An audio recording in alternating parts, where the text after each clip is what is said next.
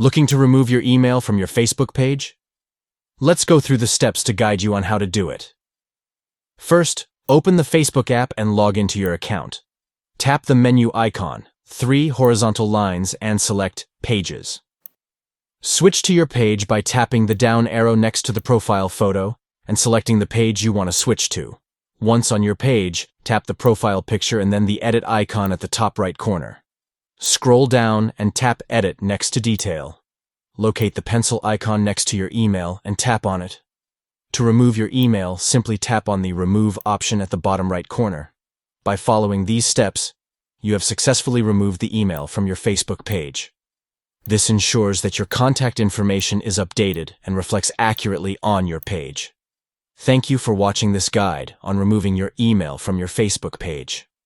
Stay tuned for more helpful tutorials to optimize your social media presence.